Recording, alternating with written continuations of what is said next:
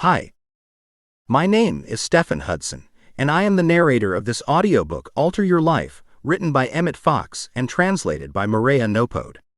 I hope you enjoy it. There is no need to be unhappy.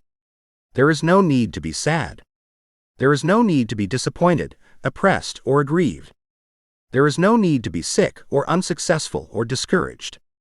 There is no need for anything but success, good health, prosperity, and abundant interest and joy in life. That many people's lives are full of sad things is unfortunately all too true, but there is no need for them to be that way. They are this way only because their victims suppose them inevitable, not because they are.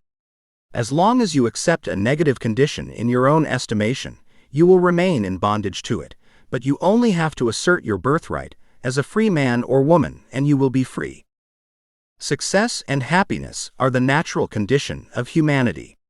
Actually, we find it easier to prove these things than the opposite. Bad habits of thinking and acting can obscure this fact for a while, just as the wrong way of walking or sitting or holding a pen or musical instrument can seem easier than the right way, because we have become accustomed to it. Our way of doing. But the right path is, however, the easiest. Unhappiness, frustration, poverty, loneliness are really bad habits that the victims have got used to putting up with more or less fortitude, believing that there is no other way to do it, while there is a path, and that path is simply to acquire good habits.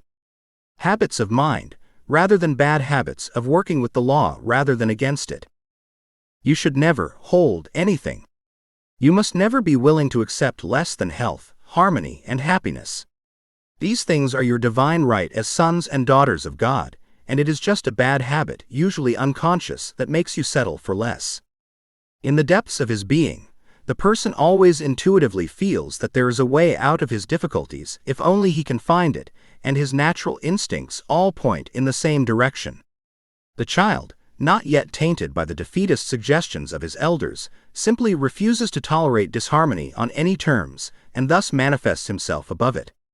When he's hungry, he tells the world with a confident attention-grabbing insistence, while many sophisticated adults go without food.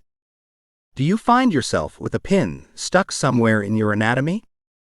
It is not for him a sigh of resignation before the supposed will of God.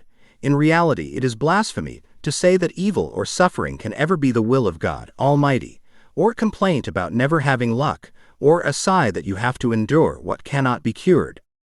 No, the defeatist vision of life has not touched him yet. His instincts tell him that life and harmony are inseparable. And sure enough, that pin is located and removed, even if everything else has to stop until it's done. But the shadows of the prison house begin to close around the growing child, and by the time he is old enough to think rationally, the habit of the breed will have trained him to use his reason largely in reverse. Do not tolerate anything that is not harmony. You can have prosperity, regardless of your current circumstances. You can be healthy and fit. You can have a happy and joyful life. You can have a good home of your own. You can have nice friends and comrades. You can have a full, free, happy, independent, and untethered life. You can become your own owner or your own owner.